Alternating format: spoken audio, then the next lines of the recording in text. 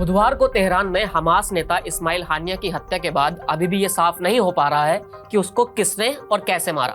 हालांकि हमास और ईरान के इस्लामिक रिवॉल्यूशनरी गार्ड कॉर्प्स दोनों ने इस बात की पुष्टि की है कि हानिया की मौत एक हमले में हुई थी, जिसके लिए उन्होंने इजराइल को दोषी ठहराया। लेकिन दोनों में से किसी ने भी आगे की जानकारी नहीं दी है। इस हमले में हानिया के अंगरक्षक की भी मौत हो जाने के अलावा अन्य किसी के घायल होने या किसी की क्षति की कोई खबर नहीं है।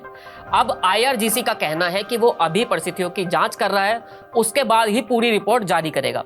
अन्य स्थानीय मीडिया की तरह ईरान की फार्स समाचार एजेंसी ने भी बताया कि हानिया युद्ध के दिग्गजों के लिए जो भवन बना हुआ था उसमें रह रहा था और रात को 2 बजे भवन को निशाना बनाया गया। कुछ का कहना है कि हानिया की मौत एक मिसाइल से हुई थी और ये ईरान के बाहर से दागी गई थी। अब तेहरान की सबसे नजदीकी सीमा तुर्कमेनिस्तान लगती है, जो लगभग 200 किलोमीटर दूर है। उसके अलावा अजरबैजान है, जो लगभग 300 किलोमीटर की दूरी पर है। इजराइल के चैनल 12 ने बताया कि ईरानी अधिकारी इस निष्कर्ष पर पहुंच रहे हैं कि यह देश की सीमाओं के भीतर से ही दागा गया था। उसी रिपोर्ट जिसमें यह कहा गया कि फिलिस्तीनी इस्लामिक जिहाद आतंकवादी समूह का नेता जियाद अल नकलहा उस इमारत में एक अलिग मंजिल पर रह रहा था, लेकिन उन्हें निशाना नहीं बनाया गया। इस सब के बीच एक फोटो सामने आई है जो कि उत्तरी तेहरान की एक इमारत की बताई जा रही है और दावा किया जा रहा है कि यहाँ पर ही इस्माइल हानिया ठहरा हुआ था। रिपोर्ट के अनुसार ड्रोन या पास की इमारत से लॉन्च की गई मिसाइल का उपयोग करके इस घटना को अंजाम दिया गया है। रिपोर्ट में एक बड़ी इमारत दिखाई गई है जिसका एक हिस्सा कपड़े से ढका हुआ है। संभवतः यह हमला के बाद क्षति को छिपाने के लिए किया गया है। ये इमारत सादाबाद परिसर के उत्तर पश्चिमी किनारे पर स्थित है और ऐसा लगता है कि क्षति इसके पश्चिमी हिस्से में हुई है। सादाबाद परिसर ईरानी राजशाही के दौरान शाही परिसर था। इसका निर्माण 19वीं सदी में शुरू हुआ था और 1989 में इस्लामी क्रांति तक इसका उपयोग ईरानी राजा और उनके परिवार के सदस्यों द्वारा किया जाता था। क्रांति के बाद उनके कुछ महल संग्रहालय बन गए और कुछ सरकारी कार्यालय बन गए। इन्हीं इमारतों में से एक ईरानी राष्ट्रपति के निवास के रूप में कार्य कर रही थी। अगर ये सही है तो हत्या ईरानी राष्ट्रपति के आधिकारिक आवास से महज 750 मीटर की दूरी पर हुई थी। दिन के दौरान पर्यटकों को यहाँ के कुछ स्थानों पर घूमने की अनुमति होती है, क्योंकि ये एक बड़ा पर्यटक स्थल भी है। इस परिसर को बाढ़ से घेरा गया है और ये तेहरान के उत्तरी छोर पर अल्बोर्ज पर्वत श्रृंखला की तलहटी पर स्थित है।